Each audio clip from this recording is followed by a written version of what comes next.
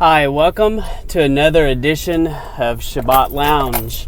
I come before you on a great Friday morning. First off, I want to thank you for listening, and I appreciate you taking time out of your busy day to tune in. And as always, I ask that you would give us a comment, rate us in iTunes, and share it with someone that you think might find this useful and meaningful. And today,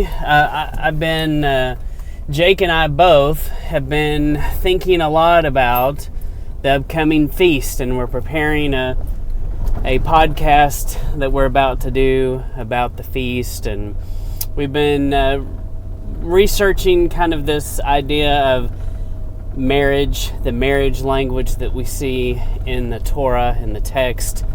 And it's pretty interesting, and I kind of had a moment, an earth-shattering type revelation that I wanted to share today, and that is this. We have often talked about in our group that meets on Shabbat about this concept of how Adam, well, let me back up. As a kid, I always struggled with the Cain and Abel thing. And I'm like, man, I don't even understand. They don't even know about sacrifices. And yet one of them is in trouble because they didn't do it right. And so that was very confusing to me as a child. And I just couldn't understand how they could be punished for something they didn't know about. I'm just like, this is not fair. I don't understand. But when you start looking at this marriage language and you start looking and connecting the dots and understand this concept that the way he made it in the beginning is how it is going to be in the end. Just like the scripture says in Isaiah, knowing the end from the beginning. And the Father did, and we think of it as a beginning, but, that's because we're limited to time and space, and yes, that gets complicated in a hurry, but I don't even want to go there. But the concept is, from the beginning, Adam had the Torah written on his heart. Now, we've talked about it in our group about how, and I think we've said it before, and maybe people know this, and maybe I'm the only one that didn't get it. I don't know. But just in case you're slow on the uptake, like I am, I had kind of thought about this as Yahuwah walked and talked amongst Adam and Eve in the garden, he taught them Torah. That's kind of how I conceptualize this, and I think that is a possibility, and you can't rule that out, and that very likely happened. But I also think it's a very possible situation that the Torah and the commandments were written in Adam's DNA, on his heart, if you will, from the very beginning. He had that information inside of him, and that's why they knew about the sacrifice and what was expected and how all of those things were supposed to be done. It was because that was pre-programmed from the beginning to be in them. Which, that's a little mind-blowing. It's like, whoa. But it makes so much sense that that would have happened. And so, and Scripture later talks about how the Torah will be written on the hearts of man. And then there was a scripture in last week's Parsha portion that talked about how he was close and the commands are close to your heart. And so this language and this concept has been there all along. And so basically, in a nutshell, in a summary, what hasn't been taught to us is that possibly Adam and Eve had these commandments written on their heart. And as mankind, unfortunately, continues to pursue the curses and not the blessings. And as we pursue the curses, we lose that original imprinting. It's kind of like that concept of making a copy after a copy after a copy. And by the time you take a copy, make a copy of that copy, make a copy of the copy, it loses a lot of its clarity and contrast, and just the quality isn't very good.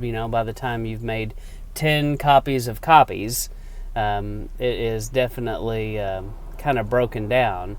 And that's kind of what we've been doing with these commandments that have been written on our hearts, as we continue as a people through time and ages and millennial generations, as we continue to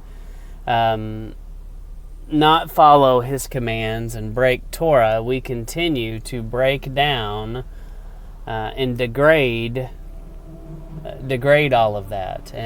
And that's why we continue to see our society through time just keeps getting worse and worse. And it also kind of makes sense on why the world and America in general, in places, you see so much compassion out of people and doing the right thing. And people know that you're not supposed to murder. And they know that, the plumbing and biology of sex, it makes sense that it's a man and woman, just the plumbing makes sense, and through time, that moral code that was written on our hearts keeps getting broken down and it just gets completely jacked up.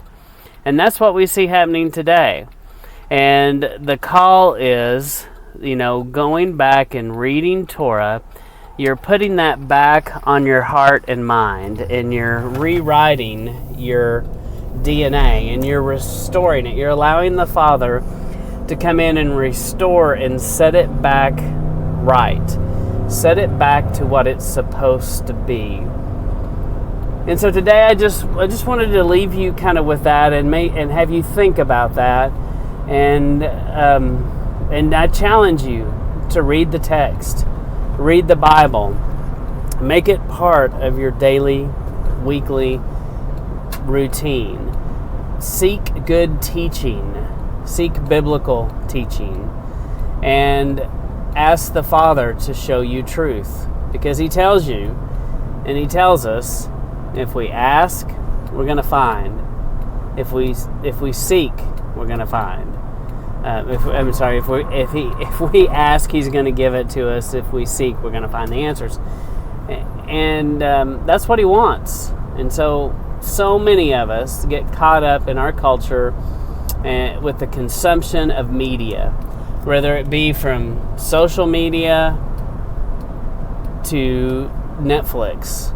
I just read a stat the other day that said the average person spends 7.5 minutes maybe every time they sit down and watch something in the evening. It takes 7-8 minutes just to look through to figure out what you want to watch, because we have all seen so many things at this point. If you find yourself living in the good old USA like myself, you've watched so many movies. You look through Netflix and, it feels like you've seen half of them. I've seen that. And it takes a long time to search through and find those. But anyway, I'm digressing. The point is, unplug, get into Scripture. We're coming up on Shabbat. We're coming up on the Sabbath. Take tomorrow. Rest. Study the Word. Pray. Examine your heart. Examine your life. Be still. Listen for the Father, because it's as if He has a standing appointment on His calendar. He's been busy all week, just like you have. He has been hard at work, doing stuff to make the world work. And as you can imagine, it's a pretty complicated task. And He has worked all week, and part of His rest is coming into rest with us. It's kind of like the honeymoon for one day. He's set it aside on his calendar and said, "Hey, I want you to meet me here." He's put it on our Outlook. He sent us an invitation, and you have to accept it, and accept that rest, and accept that this is a holy convocation that he has set up to meet with you this Shabbat. Rest, study, be careful what you listen to, be careful what you watch, be careful what you do. Just like the scripture, be careful little eyes what you see. It is so true. So anyway, once again, I thank you for listening to Shabbat Lounge. I pray that you are blessed because you found this teaching. I pray that you can share this with someone else. And as always, I ask that you subscribe to the content, that you give us some feedback, challenge us. We definitely reserve the right to be wrong. We don't claim to have all the answers. We're trying to figure it out just like you are. And as always, thank you for listening to Shabbat Lounge.